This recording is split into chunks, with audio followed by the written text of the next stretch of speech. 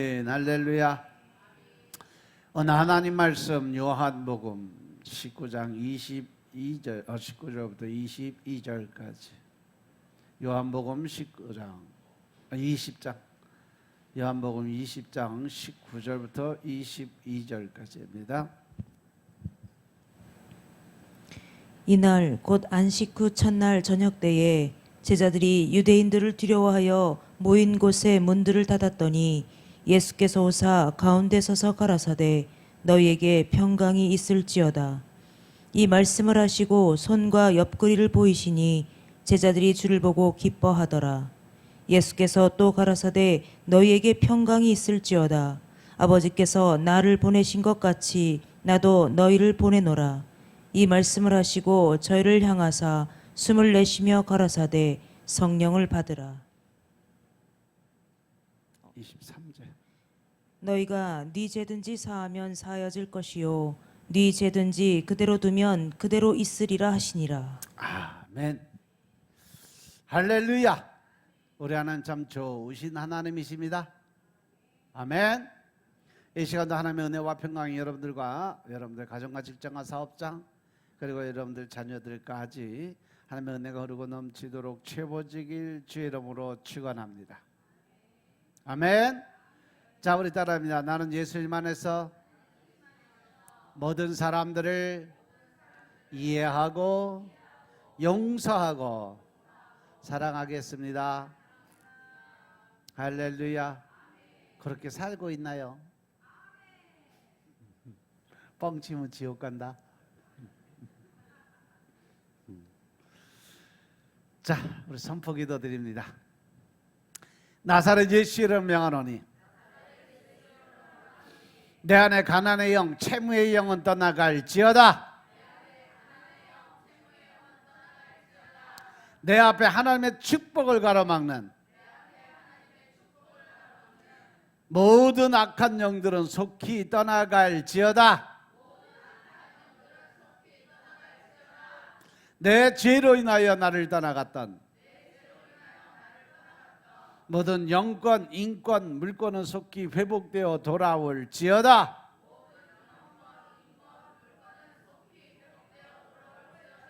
아멘. 할렐루야. 내 안에 가난의 영, 채무의 영들은 다 떠나갔습니다.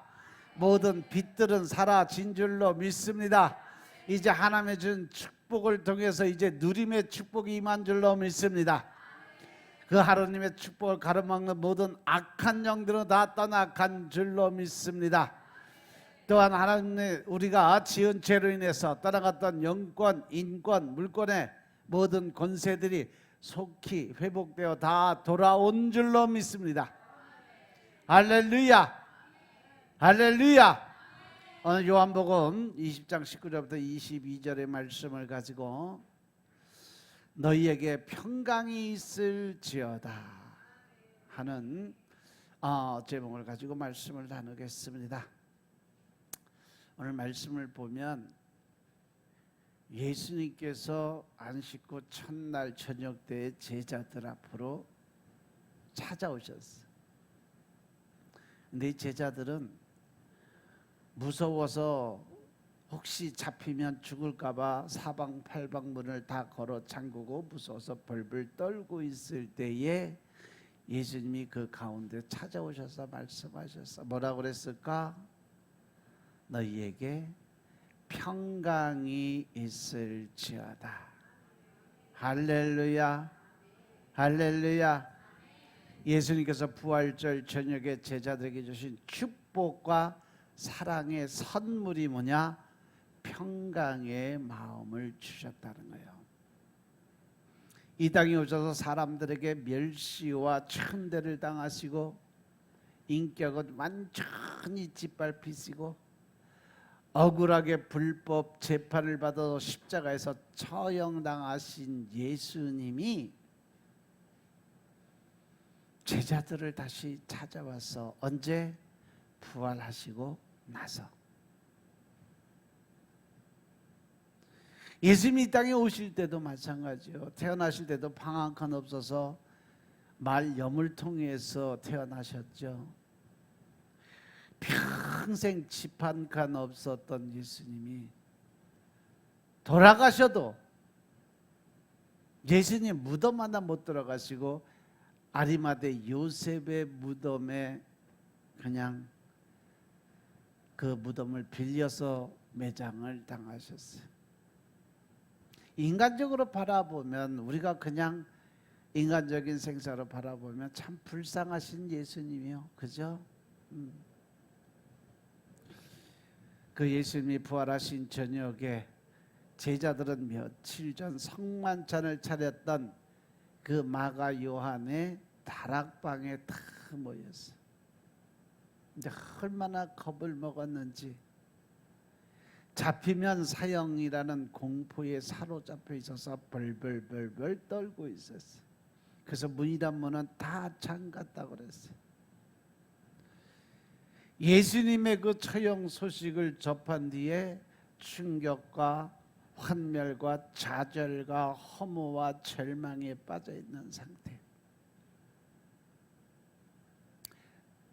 제자들이 바라볼 때는요, 앞이 캄캄할 때요. 왜? 리더자가 없었잖아. 리더자가 없어졌어. 그러니까 앞으로 어떻게 가야 될지 앞길이 고말리 막막한 거예요. 예수님 중심으로 3년 동안 만들어졌던 공동체가 예수님이 돌아가시는 그 순간 다 해체되고 이전의 생활 터전으로 돌아가야 되겠다는 마음만 가득해서 먹고 살기에 바쁜 생각들만 하고 있었다는 거죠.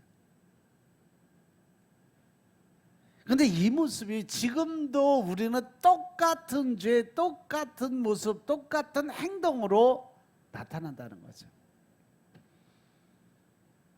대개 신앙생활하고 믿음생활하다 교회 떠나는 사람들이 가장 첫 번째 조건이 뭐예요? 돈 벌러 가려고. 세상을 향해서 데마와 같이 세상을 향해 갔다. 특이한 점은요, 예수님이 이 자리에 오셨을 때에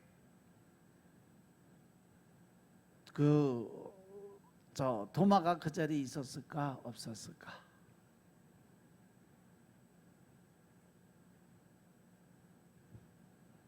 성령의 입김을 불어 넣으실 그 자리에, 성령의 세례를 받는 그 자리에 도마는 없었어요. 나중에 그래서 그가 육으로 돌아갔고 사도 바울과 같이 이 전도 여행을 다니다가 결국은 세상을 향해 돌아갔다는 결론이 져져요. 우리가 사회생활하고 인생을 살아가면서 제일 중요한 게 뭐냐? 리더십이에요. 앞에서 선봉장으로 선 사람이 어떻게 하느냐에 따라서 그 단체 전체가 다 사느냐 죽느냐는 대장한테 달려있다는 거죠. 교회도 마찬가지요. 교회도 목사가 영적인 꼴을 먹이느냐 육적인 지식적인 꼴을 먹이느냐에 따라서 그 성도들이 천국을 가느냐 지옥을 가느냐 결정을 리더자들이 하게 돼 있어요. 그래서 리더자를 잃어버리고 나니까 제자들이 당장 생각한 것이 뭐냐? 과거로 돌아가자. 먹고 살자. 고기 잡으러 가자. 목수일 하러 가자. 세리장 노릇하러 가자. 내가 그리스도고 날 믿으면 구원을 받고 하늘나라의 백성이 되겠다라고 예수님께서 기가 따갑도록 딱재기가 앉을 정도로 강조하셨던 말씀은 이미 다 잊어버렸어요. 한순간에. 그리고 그들의 머릿속에 남은 거 뭐냐? 십자가에 못 박혀 돌아가신 예수님만 남은 거예요.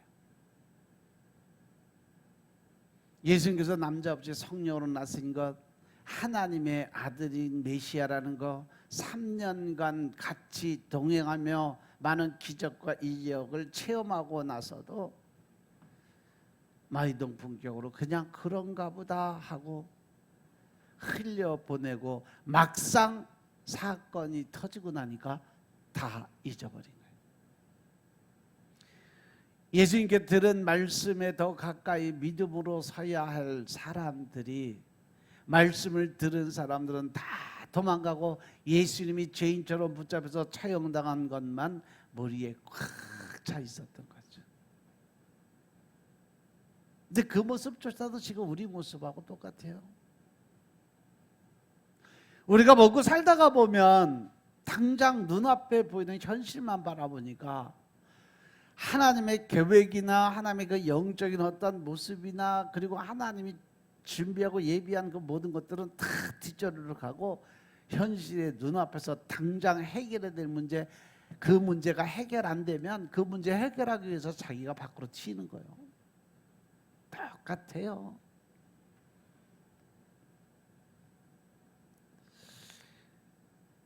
그러니까 문제를 끌어안고 생각하다 보니까 너무 충격이 커져버렸어요.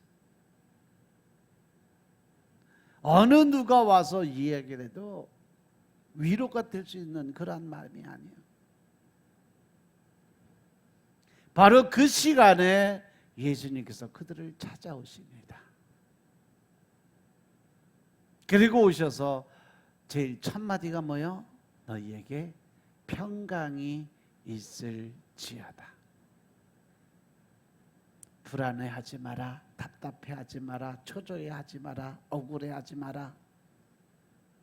왜? 내가 너와 영원히 함께할 거란 약속을 지키기 위해서 다시 내가 왔어. 그러니까 너희는 마음을 편안히 가져라, 이 말씀이에요.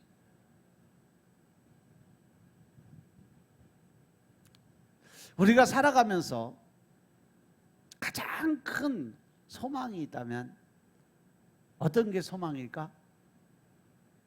여러분들의 소망은 뭐예요? 세상 편안하게 사는 거 아닐까? 행복하고 기쁘게. 바로 예수님이 제자들에게 주셨던 평강의 마음, 즉 평강의 마음이에요. 개인과 가정, 직장, 사업, 이 모든 것에는 평안함이 있어야 돼요. 가와만사성이라고 그랬어요. 우리가 마음이 불안하면 될 일도 안 돼요. 마음이 바람 없는 호수처럼 잔잔해야 우리가 뭔가 생각하고 결정을 짓고 그걸 통해서 자기 일을 추진해 나갈 수 있는 파워, 힘이 거기서 생길 수 있어요. 그런데 안달 복달 그냥 오지랖만 넓어서 갖가지 다 챙겨나고 이것도 해줘야 되고 저것도 해줘야 되고 생각은 머리는 복잡하고 마음은 급한데 실제로 하는 일은 있어 없어? 없어.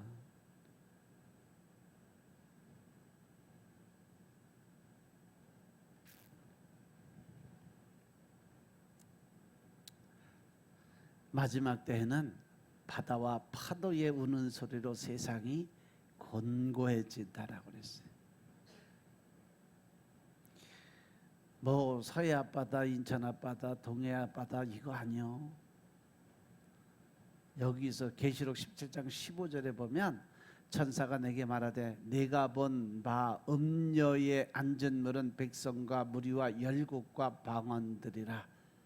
여기서 음녀가 앉은 물, 사람이 바다다. 인류는 평강을 잃어버림으로써 바다처럼 출렁이고 철썩되고 안정되지 못하게 될 것이다. 그들의 마음속에 늘 불안과 초조의 마음이 있을 것이다. 바로 지금 이 순간 제자들의 마음이 바로 그러한 마음이라는 거죠. 불안, 초조, 두려움과 허탈감, 허무감에 빠져서 예수님을 따라다녔던 것을 후회하고 있었던 거죠. 3년 반 동안 내가 아무것도 안 하고 그냥 예수님만 따라다니니까 결국 내가 뭐냐? 십자가에 못 박혀 죽는 그러한 죄인을 따라다녔으니 얼마나 후회가 막 급할 거예요. 내가 그동안 사업을 했으면 돈이라도 벌고 자식들에게 대우받았을 텐데 하나님 나라가 곧 이루어진다고 그래서 따라다녔더니 집안도 돌보지 않았지. 이제 가족들도 나를 무시할 것이고 주머니에 돈 한 푼 없고 사후 대책도 없으니까 큰 소리 쳤던 동네 사람들은 무슨 낯으로 대할까. 결국 그들이 가지고 있는 생각은 뭐냐? 바로 인위적인 생각,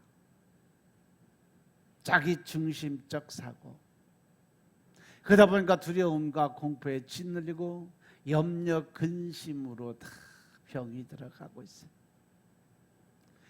그래서 마지막으로 모두 흩어지기 전에 마지막으로 이제 모여서 회의를 하고 다 헤어지자 하고 마지막 모인 자리가 바로 마가 요한의 다락방이었어요. 근데 그 자리에 예수님이 찾아오신 거예요. 지금 전에 함께 계실 때와는 다르게 빛나는 모습으로 왔어요. 모두들 유령이 아닌가? 파도를 몰아치고 있는데 무리를 걸어오신 예수님의 그 모습처럼 귀신 아닌가? 라는 생각을 하고 의심을 했어요. 예수님께서 나는 유령이 아니다. 유령은 뼈와 살이 없지만 나는 뼈와 살이 있다. 와서 만져봐라. 이렇게 말씀하셨어요.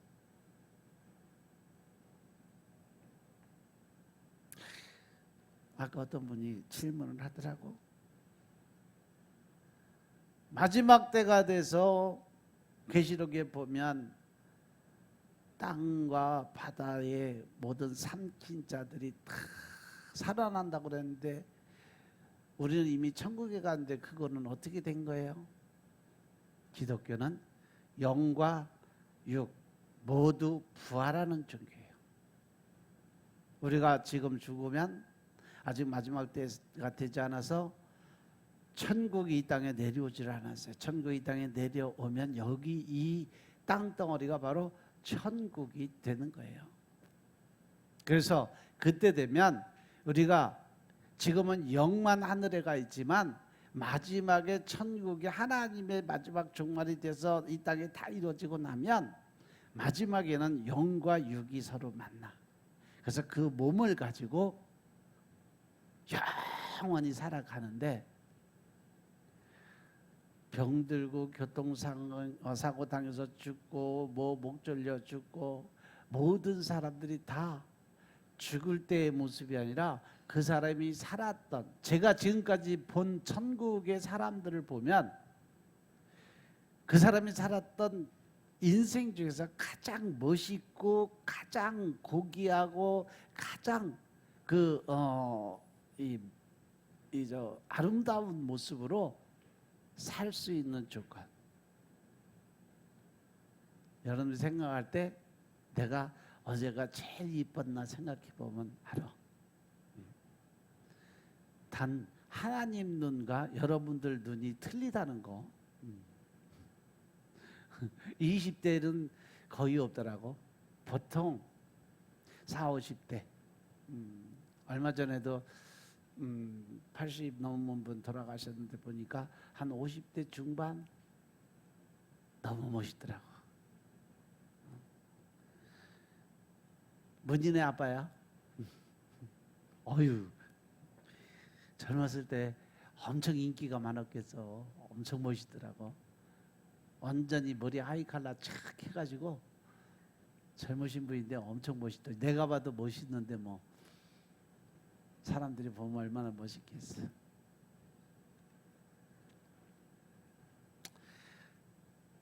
기독교는요, 죽지 않고 사는 영생의 종교인 것임을 믿으시기 바랍니다. 그래서 제자들은 놀랄 수밖에 없었어요. 그때 예수님께서 너희에게 평강이 있을지어다라고 말씀하신 거예요. 그 후에 예수님은 제자들이 고기 잡던 디베라 바닷가로 다시 찾아오셨어요. 밤새도록 고기를 잡지 못한 제자들에게 생선과 떡을 준비해서 조반을 대접을 하는 장면이 나와요. 제자들이 마땅히 준비해야 될 텐데 오히려 예수님께서 제자들을 어미 이런 새끼들처럼 불쌍히 여기고 홀로 오셔서 아침 식사를 준비하셨던 거예요. 제자들은 예수님이 십자가에 달려 돌아가실 때 어떻게 이렇게 험하게 죽을 수 있을까 하는 생각에만 사로잡혀 있었어요. 예수님은 이사야서 53장의 예언의 말씀대로 잡혀서 심한 고초를 당하면서도 도수장으로 끌려가는 어린 양처럼 잠잠해질 것을 이미 말씀하셨는데도 불구하고 제자들은 그 하나님의 말씀을 다 잊고 살았던 거죠. 마귀 사단 이 귀신들은 다 기억을 해서 그대로 따라가는데 정작 하나님을 믿고 예수님의 제자였던 그들은 전혀 기억을 하지 못했다는 겁니다. 모진 고통을 당하시면서도 유순하고 아무 반항도 하지 않던 예수님, 아버지 저들이 몰라서 저러니까 아버지 저들을 용서하여 주옵소서라고 기도를 드리시던 예수님이에요. 사실은 십자가 위에서뿐 아니라 주님의 삶 자체가 모든 사람들을 이해하고 용서하고 사랑하는 삶의 전부를 보여주셨음을 믿으시기 바랍니다. 그래서 요한일서 4장 7절에 보면 하나님은 사랑이라고 말씀하세요. 사랑하는 자다 우리가 서로 사랑하자. 사랑은 하나님께 속한 것이 사랑하는 자마다 하나님께로 나서 하나님을 알고 사랑하지 아니하는 자는 하나님을 알지 못하나니 이는 하나님은 사랑이심이니라. 그리고 그 밑으로 내려가서 보면요 4장 18절 19절에 보면요 사랑 중에서도 하나님은요 먼저 사랑을 주시는 분이시다. 사랑 안에 두려움이 없고 온전한 사랑이 두려움을 내어쫓나니 두려움에는 형벌이 있습니다. 두려워하는 자는 사랑 안에서 온전히 이루지 못하였느니라. 우리가 사랑함은 그가 먼저 우리를 사랑하였음이니라. 할렐루야. 예수님께서 이 땅에 오신 것 자체가 인류를 향한 하나님의 먼저 사랑, 찾아오는 사랑이었음을 깨달으시기 바랍니다. 사람은 자기도 도와주고 잘해주고 또 자기 생각해주는 사람에게 자기의 모든 것을 주고 사랑을 베풀 수 있는 마음이 가져. 그런데 예수님은 한 번도 그런 대접을 받으신 적이 없죠. 모든 사람들을 공평하게 동일하게 사랑을 하셨다는 거죠. 우리 하나님이 얼마나 공평하신 하나님이냐. 햇빛이나 공기나 이 자연의 모든 것은 악한 사람이나 선한 사람이나 죄인이나 의인이나 다 똑같이 공평하게 균등하게 나누어 주신다는 사실 명심하시기 바랍니다. 그것이 바로 하나님의 예수님의 속성이에요. 그래서 공평하신 하나님이고 공의로우신 하나님이다라고 하는 거예요.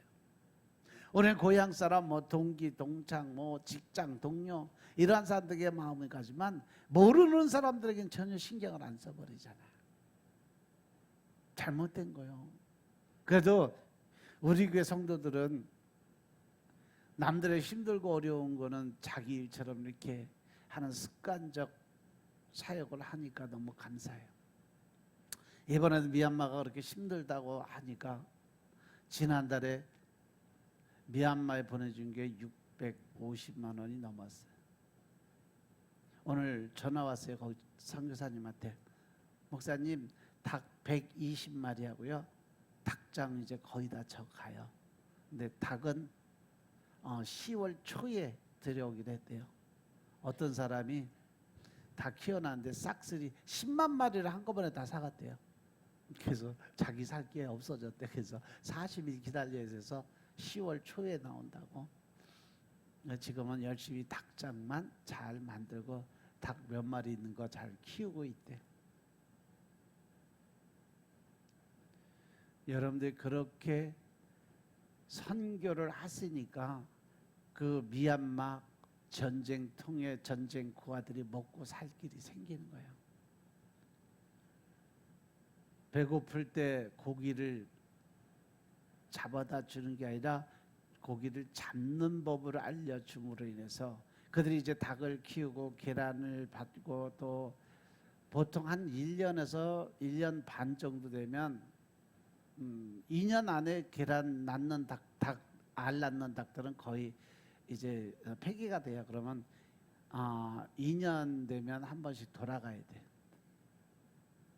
그러면 이제 그 고기 팔아서 또 병아리 또 사고 사료 사고 계란으로 먹고 살고, 또 거원 애들도 가끔 고기 보양시켜주고, 얼마나 좋아. 먹고 살 길이 다 열린 거예요. 예수님도 보면 찾아간 사람이 누구냐? 몸 파는 여자, 살인, 강도, 죄인, 문둥병자를 향해서도 부모와 형제와 똑같은 마음으로 품어주셨다는 거죠. 이것이 바로 예수님의 사명이었고 속성이었다는 거죠. 예수님은 제자들이 다 배신하고 배역할 것을 이미 다 알고 계셨어요. 그런데 그들이 마지막에는 능력과 권세 있는 말씀을 받고 예수님을 믿게 될 것을 아시고 찾아오셔서 그들을 믿게 만들어 주셨다는 거죠. 제자들의 허탈과 공허로 칠흑 같은 밤에 쌓인 것조차 다 이해하시고 그들의 마음을 달래기 위해서 그들에게 평안의 마음을 전해 준 겁니다. 3년 동안 나를 따라다니면서 얻어먹고 수많은 기사와 이적, 문득병자를 고치고 죽은 자 살린 것까지 다 버놓고 니들이 나를 배신할 수 있어? 이런 것이 아니라 그저 믿지 못하는 것을 불쌍히 여기는 마음을 가지고 그들에게 믿음을 심어주기 위해서 찾아오신 거죠. 그러한 예수님이 부활 후 처음 주신 선물이 바로 평강이에요. 개인과 가정과 사업의 마음에 편치 못하면 되는 일이 없어요. 돈이 없을 때는요, 돈만 많이 벌면 실컷 먹고 쓰면 소원이 없을 것 같지만요, 돈은 아무리 많아도 그 마음속에 평안을 잃어버리면 아무 소용이 없다는 거죠. 살기는 하는데 결국은 그 돈 때문에 지옥의 삶을 살아. 왜? 탐심, 욕심의 마음이 더 그만큼 자라기 때문에 그래요. 더 많이, 더 좋은 거, 더 나은 거. 따라서 평강이 없는, 마음의 평안함이 없으면 그것이 바로 지옥이고 그것이 바로 무덤이에요. 마음이 편하지 못한 사람은 결국 산 송장과 같은 삶을 살아가고 있다. 제가 늘 여러분들에게 말씀드리지만 천국과 지옥은 우리가 죽어서 하나님이 심판할 때 결정되는 것이 아니라 내가 이 땅에 살아가면서 이미 천국 백성이냐 지옥 백성이냐 내가 사는 삶 자체에서 이미 결정이 나고 있다는 사실을 늘 명심하시기 바랍니다. 아멘. 예수님이 주신 평안은 두려움의 중병에 빠져있던 제자들에게 보약이 되고 특효약이 돼요. 예수님이 이미 전에도 평안을 너희에게 주노라. 내가 너희에게 주는 것은 세상이 주는 것 같지 아니하리라. 너희는 마음에 근심하지도 말고 두려운 마음을 갖지도 말아라. 요한복음 14장 27절의 말씀이에요. 그런데 제자들은 그 모든 예수님께서 하신 말씀은 다 잊어버렸어. 왜? 까마귀 고기를 삶아 먹었거든 다들. 결국 기억력이 없어. 돌아서면 잊어버려. 누구같이? 누구같이? 나같이.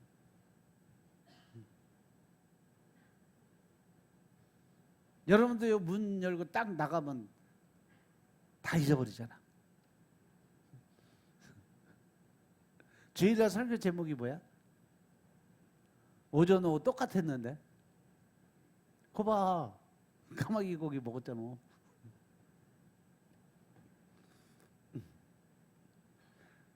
주일날 설교 제목이 내 길을 여호와께 맡기라요. 네 마음대로 살지 마라. 하나님 뜻대로 살기 위해서는 내려놔라. 그 내려놓음이 하나님한테 맡기는 거다. 제자들이 그 말씀을 기억하고 믿고 있었다면 부활 후에 나타나신 예수님께서 평강에 대한 말씀을 또 하실 필요가 없었을 거예요. 우리 민족도요, 옛날부터 인사가 뭐예요? 만나면 안녕하십니까? 어른들 만나면 뭐라 그래? 두루 평안하시죠? 라고 인사하잖아. 우리 옛날 어른들 조상들의 그 모습이나 말, 또 속담, 격언, 전해져 내려온 이야기들 다 보면요, 다 신본주의예요. 하나님 중심 사상이고, 속담 격언들은 거의가 다 성경 말씀에 빗대서 말씀이 전해져 내려왔어요.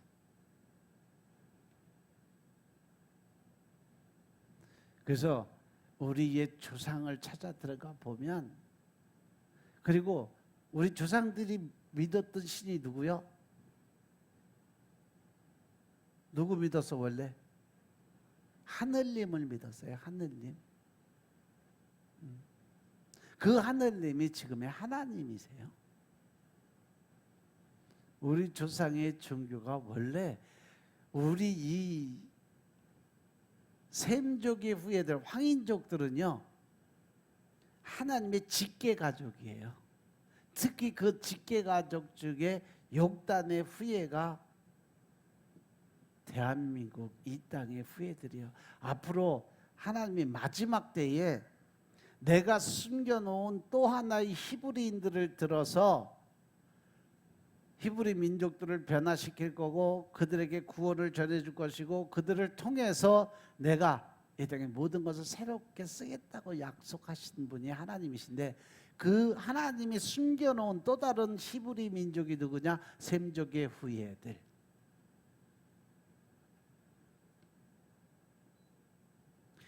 셈족의 후예들 중에 두 형제가 있는데, 욕단과 또 하나가 누구더라? 그 형이. 근데 그 형은 서구에 함족과 야벳 족속과 함께 시달평지로 가서 바벨탑을 쌓았던 그 종족이에요. 지금의 이스라엘 백성들. 그리고 동쪽으로 계속 해 뜨는 곳을 찾아서 계속 이동을 해서 파미르고원을 지나서 정산병력을 지나서 또 이 소련 지나서 그 다음에 백두산에 올라가기까지 계속 이동 경로를 가졌던 자가 욕단. 또 이거 들어가면 또 3시간 강의해야 돼. 아무튼 그렇게 우리가 하나님의 또 다른 숨겨놓은 히브리 민족이었음을 믿으시기 바랍니다. 믿으면 복받아. 그래서 우리들의 인사가 안녕하십니까? 두루 평안하셨습니까? 인사하는 거예요. 유대인들의 인사는 뭐예요? 샬롬. 평안이죠. 평강. 모두 평안이 있기를 비는 마음을 가지고 인사말을 나눴어요. 주님은 제자들에게 평강의 축복과 함께 육적으로도 위대한 축복과 사랑을 주셨어요. 볼지어다 내가 세상 끝날까지 너희와 항상 함께 있을 거야. 마태복음 28장 20절 말씀이죠. 임마누엘의 축복이죠. 하나님이 함께 계신 곳에는 어둠이 있으려도 있을 수 없어요. 하나님이 빛 자체이기 때문에 그렇죠. 그러므로 사업을 해도 하나님과 동업하시기 바랍니다. 그러면 절대 망하지 않아요. 투자를 해도요, 하나님 나라에 투자하세요. 세상에 투자하면요 2%, 3%, 뭐 10%, 20% 이렇게 했지만 하나님은요 최하가 30배, 60배, 100배, 1000배 축복이 임해요. 믿으시면 아멘 합시다. 투자하려면 제대로, 재테크하려면 제대로 하세요. 예수님이 탄생할 때 하늘이 진동할 정도의 천군 천사의 합창소리로 땅에서는 기뻐하심을 입은 사람들 중에 평화로다라고 그랬어요. 예수님의 말씀을 그대로 받으면 그 평강이 우리의 삶의 미천이 된다 이거죠. 가족이 미천이 되고 사업에 미천이 되는 것이 주님이 주신 평안이에요. 그런데 사람들은 이것을 모르고 바보처럼 그냥 돈만 찾고 든든한 배경, 백만 찾아다니니까 문제가 생기는 거예요. 그런데 하나님께서 어둠을 불어서 팽개치시면 어둠은 다 떠나고 말아요. 지금 우리 교회의 가정의 나라와 민족에 필요한 것이 뭐냐? 바로 평강입니다. 주님이 주시는 평강. 교회의 평강을 깨고 구역과 기관의 평강을 깨는 것은 마귀 사단이 하는 짓이에요. 멸망의 자식들, 악의 자식들이 하는 일. 그래서 악인에게는요 절대 평강이 있을 수가 있다 없다? 없다. 예수님은 평화의 왕이지만 마귀는 불화의 왕이요. 성도가 저마다 평화롭게 진실하게 교회 생활하고 신앙생활하고 가정을 꾸리면 그 안에는 불화가 있을 수가 없는 거죠. 평안이 있을 수밖에 없다는 것이죠. 우리 교회는 그래서 보면 그런 게 없어. 시기 질투가 없어. 누가 목사 흉 보면 그냥 가만질 않아. 그냥 목사 편에 서서 싸울 수 있는 준비가 돼 있는 사람들. 근데 사단 마귀는요 늘 불화를 일으켜서 사람들이 서로 싸움을 붙여. 그래서 불화가 만들고 또 거기에 동조하지 않으면 등을 돌리고 또 공격해 들어가고. 감사한 게 우리 교회는 그런 게 없으니 너무 감사해. 서로 협력해서 선을 이루려고 노력을 하고, 누가 힘들다 그러면 자기 것까지 다 나누어서 같이 십지일반 고생하고 베풀고 나누는 삶을 살려고 노력을 해요.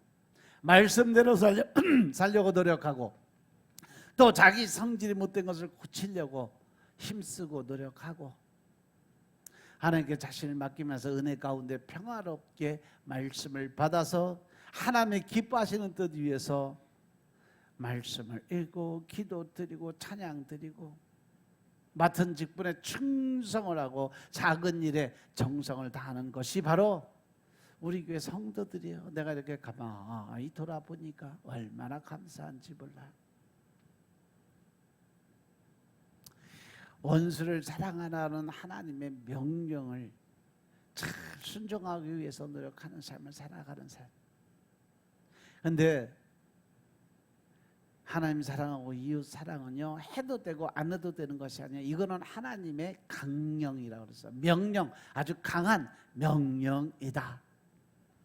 상대가 나를 욕하는 것을 알지만 그래도 웃음으로 대해주면 얼마나 좋아. 그래서 하나님은 우리 보고 화목하라고 말씀하신 겁니다. 이사야 선지자를 통해서 이사야서 57장 20절 21절에 보면 오직 악인은 능히 안정하지 못하고 그 물이 진흙과 더러운 것을 늘 솟아내는 요동하는 바다와 같으니라. 내 하나님의 말씀에 악인에게는 평강이 없다 하셨느니라 라고 말씀하셨어요. 마귀 사단 안에 평강이 없다는 것은 제가 얘기하는 것이 아니라 하나님이 말씀하신 거예요. 평안이 없는 사람들은 돈 벌겠다고 밤잠 못 자고 애쓰지만 결과는 흙탕물이 솟구쳐 오를 뿐이다라는 거예요. 이런 말씀을 듣고도 죄를 짓고 원수를 짓고 살겠냐는 거죠. 그 마음속에 아직도 악한 마음을 품고 미움과 증오의 마음을 품고 살아야 되겠냐는 거죠. 이사야서 48장 22절에 똑같은 말씀 기록해서 여호와께서 말씀하는데 악인에게는 평강이 없다 하셨느니라. 그러니까 내 마음에 미움이 있고 증오가 있고 늘 수근수근대는 마음 가지고 남을 판단하고 심판하고 정죄하는 그 사람들은요 마음에 평안이 없어지니까 늘 불안, 초조, 답답. 자기가 말한 것에 대해서 합리화시키기 위해서 또 다른 문제거리를 생각해내야 된다는 거죠.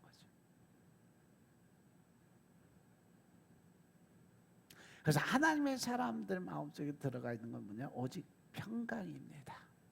평강이 없으면 세계를 다 줘도 아무 소용이 없어. 평강이 없는 것은 말씀을 내가 내 안에 받아들이고 영접하지 않기 때문에, 성령님이 내 안에 들어오지 못하기 때문에 늘 불안, 초조, 답답이 생기는 거예요. 욕심이 생기고 탐심이 생기는 거예요. 말씀이 가까이 있는데도 받지 않고 자기 마음대로 조절을 하려고 그래요. 내가 언제까지 하고 언제까지부터 다시 시작하겠다 이런 말들을 자주 들어 내가. 근데 말씀의 주인이 누구요? 하나님이면 하나님이 시킨 대로 당장, 하나님은 당장이요. 지금 이 순간 바로. 근데 나는 내 아직 버리지 못한 자아 때문에 그것조차도 내 마음대로 내가 조절하려고 그래요. 하나님 명령하셨으면 아멘, 믿습니다. 가야 돼. 근데 이것 좀 하고요, 저것 좀 하고요, 이것도 해야 되고 저것도 해야 되고. 예수님이 제자들 보고 따라와라 그랬더니 뭐 밭도 매야 되고요, 저 농사도 져야 되고요, 뭐 소 외양간에 소도 들여놔야 되고요, 장례도 치러야 되고요. 그랬더니 예수님 뭐라 그랬어요? 죽은 자는 죽은 자들한테 맡기고 너는 산자로 들어오려면 당장 따라와. 뒤돌아보지 마. 과거에 묶이지 마. 라고 말씀하시잖아요. 믿으시면 아멘 합시다. 주님께서 십자가를 지어주신 것은 하나님과 인간 사이에 중보자로서 평강을 주기 위해서 십자가를 대신 지셨음을 믿으시기 바랍니다. 육적인 평강과 경제적인 평강, 영적인 평강, 이 세 가지를 어울려 주신다는 것을 믿으시기 바랍니다. 이사야서 53장 5절에 보면 그가 징계를 받음으로 우리가 평화를 누렸다고 그랬어요. 이사야 선지자는 예수님이 오시는 목적에 대해서 이렇게 예언을 합니다. 이사야서 9장 6절부터 7절의 말씀 보면 이는 한 아기가 우리에게 낳고 한 아들을 우리에게 주신 바 되었는데 그 어깨는 정사를 메었고 그 이름은 기묘자라 모사라 전능하신 하나님이라 영존하신 아버지라 평강의 왕이라 할 것입니다. 그 정사와 평강의 더함이 무궁하며. 할렐루야. 예수님은 이렇게 우리에게 오시는 평강의 왕으로 오셨어요. 말로만 평강이 아니라 예수님을 믿으면 우리도 날마다 그 마음에 평강의 마음이 임하게 된다는 사실 명심하시기 바랍니다. 그래서 이제는 여러분들 그냥 형식적인 외형적인 유전적인 율법에 묶여있는 그러한 믿음이 아니라 온전히 이해와 용서와 사랑을 주시는 그 예수 그리스도의 평강의 마음을 믿으시기 바랍니다. 그래서 저는 누가 뭐라고 해도 눈 깜빡하지 않아. 하나님 앞에 가면 다 밝혀질 건데 뭐 누가 뭐라고 해서 뒷담화 깐다고 해서 거기다 신경 쓸 필요 뭐 있어. 그 시간에 말씀 한 자 더 읽고 기도 한 번 더 드려서 하나님하고 교제를 더 깊이 가죠. 그러면 하나님이 평강 주시고 위로 주십니다. 아멘. 예수를 믿는 교회는요 남의 얘기를 하지 않아요. 왜? 남을 만나서 판단하고 비판하고 정죄하면 뭘 받아? 심판받게 되어 있어요. 우리가 한 말은 아무 씨알머리 없고 내용 없는 것이라 하더라도 네가 말한 대로 내가 시행하리라. 민수기 14장 28절 말씀이에요. 하나님은 우리 입에서 나온 그대로 이루어 주겠다라고 말씀하세요. 마태복음 이 말씀이 예수님께서 마태복음 12장 36절 37절에 보면 내가 너에게 이르노니 사람이 무슨 무익한 말을 하든지 심판날에 이에 대해서 신문을 받는다라고 말씀하셨어요. 37절에 보면 내 말대로 의롭다함을 받고 내 말대로 정죄함을 받는다. 그러니까 우리가 옳은 소리 정직한 소리를 하면 하나님의 인정받지만 남을 비판하고 판단하고 정죄하고 헐뜯고 이런 말을 하고 나면 너도 그렇게 될 거야. 그 말씀이 네가 세상에서 나를 부인하면 나도 하나님 앞에서 너희를 부인하지만 내가 사람들에게 나를 인정하고 복음 전도자가 되면 하나님 앞에서 나도 너희들 인정하고 복음 전도자 사명자로 내가 인정해 줄게. 그러니까 어떻게 살 거야? 라고 물으시잖아요. 나는 지금 어떻게 살고 있는지 돌아보라는 거예요.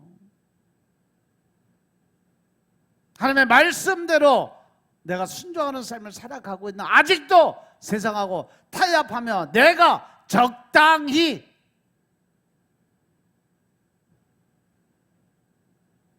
하나님과 타협하려고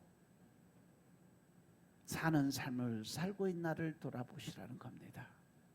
만약에 아직도 내 남은 자아가 남아있다면 내려놓으세요. 금식하고 회개 기도 드리세요. 그저 하나님이 하지 말라면 하지 말고 믿으라면 믿는 삶을 살아야 돼요. 이것이 무슨 믿음이다? 무슨 믿음이다? 단순 무식한 믿음. 그래서 여러분들이 믿음을 가지려면 어떠한 믿음을 가져라? 단순 무식한 믿음을 가져라. 생각하는 믿음 갖지 마라. 평강의 성도들은 남을 위해 기도를 해줄지언정 하나님 자리에 앉아서 비판하고 평가하지 않기를 주의 이름으로 부탁드립니다. 예수님이 오늘 오셔서 너에게 평강이 있을지어다 하시면 아멘 하고 받아들이면 돼요. 무슨 평강이요? 왜 주시는데요? 그래서 어떻게 되는데요? 따지지 마라. 퀘스천 받고 붙이지 마라. 하나님 말씀하시면 그 이상 그 이하 없어요. 말씀하시면 주의 말씀대로 내게 이루어지리이다. 그것이 바로 고백이요. 예수님은 우리가 지은 모든 죄, 우리의 못된 성질, 더러운 성질 다 알고 계셔. 모르는 거 아니요. 그러나 십자가의 피가 우리 마음을 적시면 그 못된 마음들, 악한 마음의 죄들이 살얼음 녹듯이 다 녹아져 없어져요. 왜? 하나님에게는 그만한 권세와 능력이 있기 때문에 그렇습니다. 아멘. 그러니까 우리가 예수님 믿으면 제대로 한번 믿어볼 만하잖아. 우리는 앞으로 예수님을 잘 믿어야 돼요. 세상은 날이 갈수록 평안이 없어져. 어지러움과 복잡하고 답답하고 죽음과 아픔만이 가득하게 변해가고 있습니다. 이럴 때 바로 우리가 예수님을 제대로 믿을 수 있는 자리에 서야 됩니다. 노아 때는 마침내 홍수가 닥쳐 세상이 멸망됐고 소돔과 고모라에는 유황불이 떨어졌어요.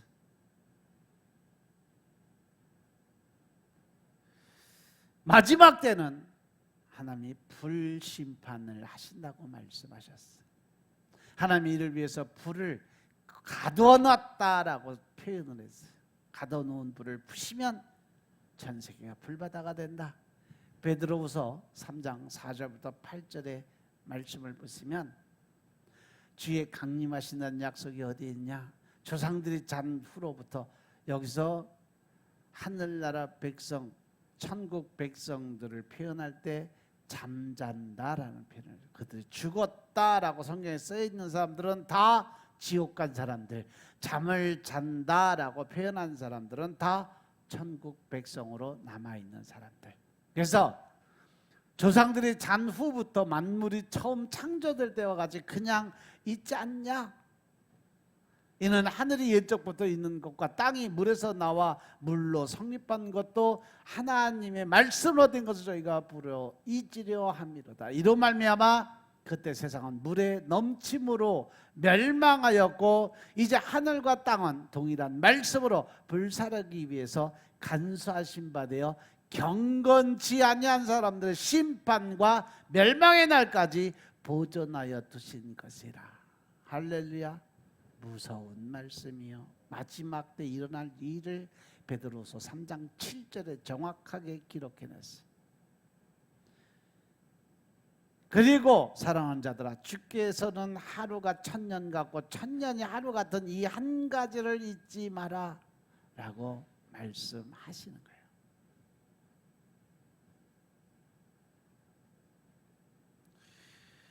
예수님께서 구름 타고 승천해서 올라가시면서 내가 너희들이 본 모습 그대로 2, 3일 후에 다시 오겠다라고 말씀을 하셨잖아요.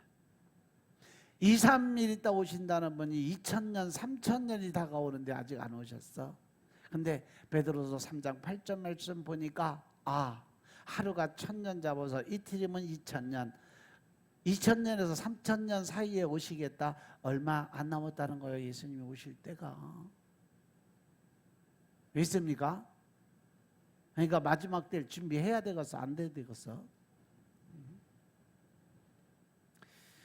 말씀 정리합니다.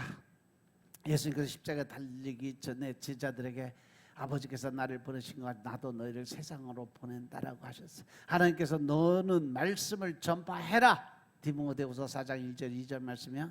때를 어떤지 못 어떤지 항상 복음 전도에 신경 써라라고 명령하셨어요. 그리고 말씀을 전하지 않으면 이 선제 강령을 예수님의 말씀을 전하지 아니하면 마지막 때 무서운 심판을 받게 될 거다. 그래서 우리는 복음을 전해야 되는 사명을 가진 자들이요. 믿습니까? 믿습니까? 한번 주위 싹 돌아봐. 뭐가 보여? 어? 뭐가 보여? 뭐가 보여? 그러니까 전도를 못하지. 빈자리 안 보여? 빈자리 이거? 나는 빈자리만 보여 지금. 전도를 해야 되겠어 안 해야 되겠어? 여성교 회장 전도를 해야 되겠어 안 해야 되겠어? 그저 어찌요.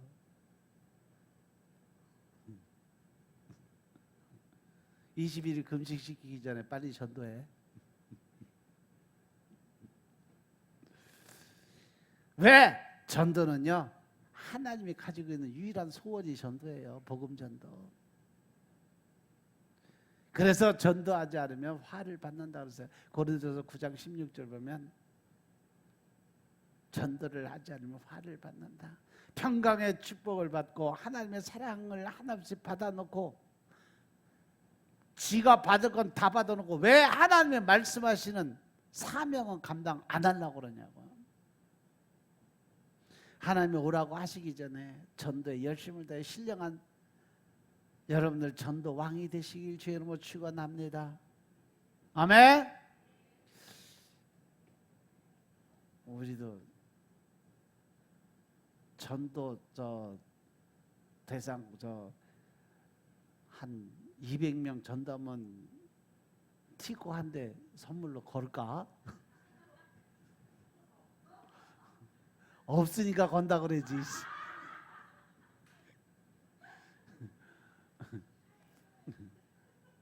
모르지 또 어떤 사람이 또 감동이 와갖고 또 그냥 프라이드 한 대 또 제가 내겠습니다 그러면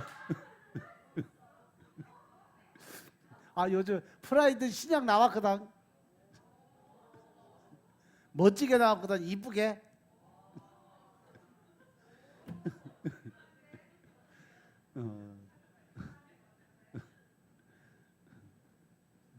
아니면 스파크라도 누가 한 대 낸다 그러면 또 그냥 걸어놓고 열심히 또 전도하라고 그러지. 아마 그거 걸어놓고 이 앞에다 세워놓으면 죽기 살기로 전도할 거야. 그 차 받으려고. 내가 못하면 그렇게라도 전도하게 만들어야지. 감동 오는 사람 차 한 대서 헌물해. 그러면 내가 시상품 걸어놓고 전도하라고 그럴 테니까.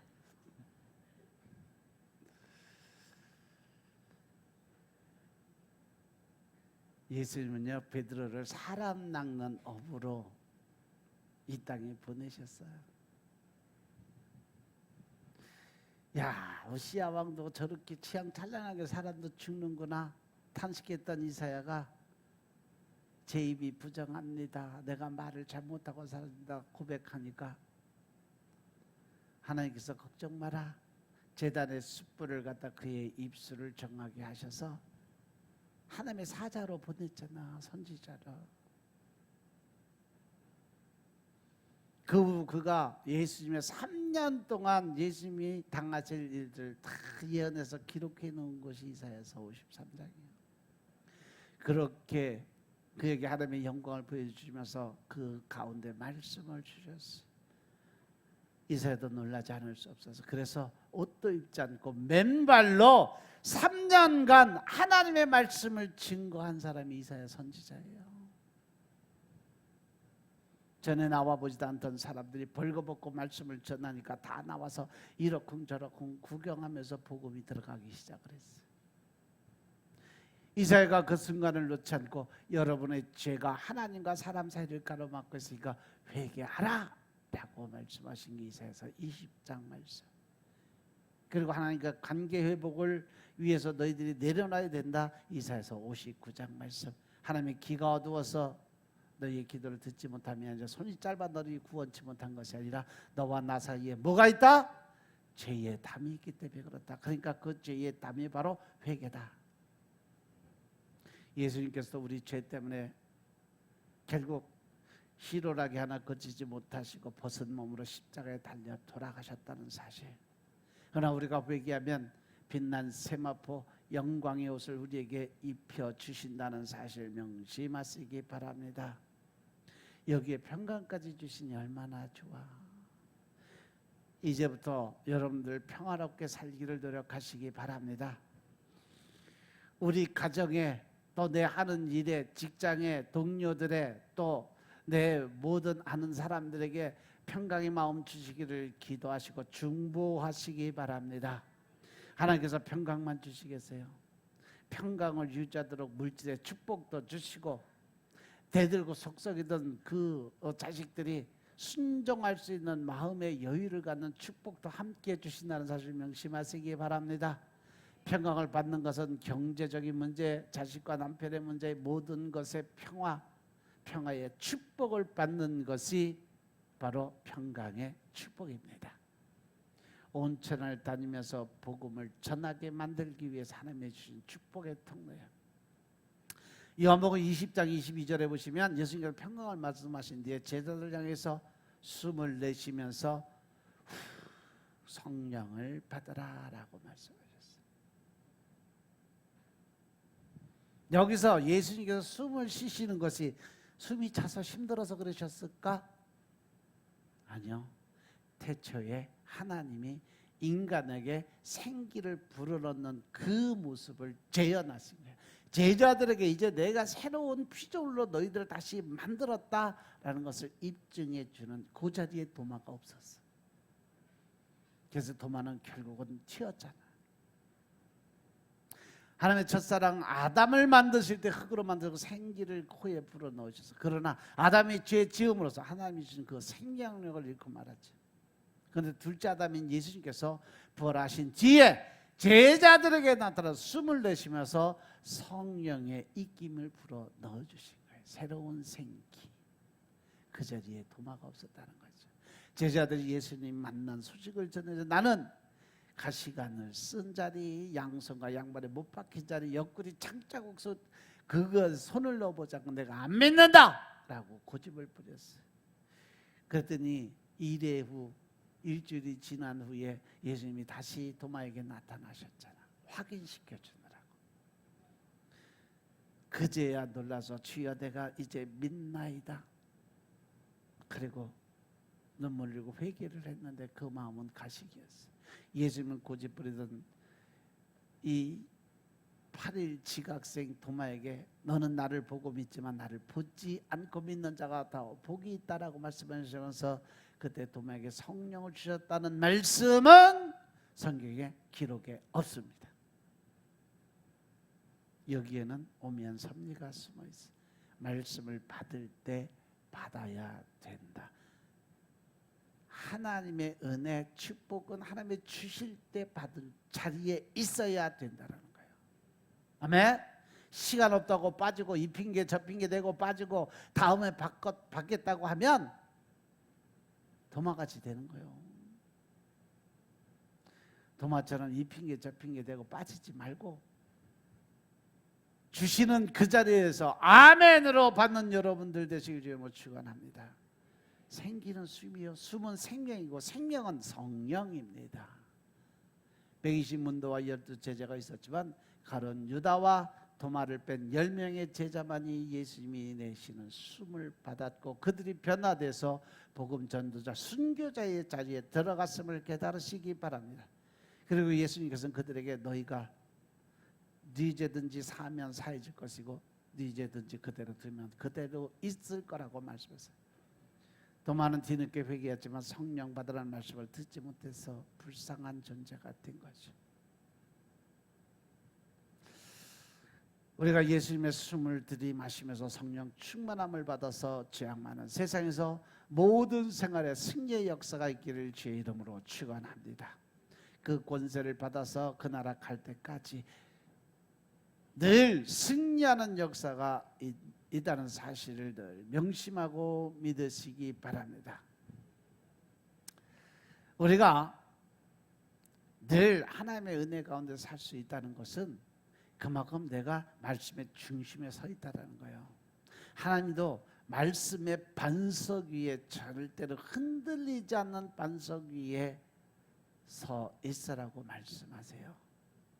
사상누각 같이 모래 위에 세운 집은 환란 풍파가 오면 쓰러져 자빠져 버리지만 반석 위에 지은 집은 절대로 흔들리지 않는다 그랬어요. 그 반석이 여러분들이 매일 먹는 말씀이고 그 반석이 여러분들이 매일 드리는 기도의 순간인 것임을 깨달으시기 바랍니다. 우리 옆 사람과 같이 인사합시다. 새벽 기도 꼭 나옵시다. 말로만 하지 맙시다.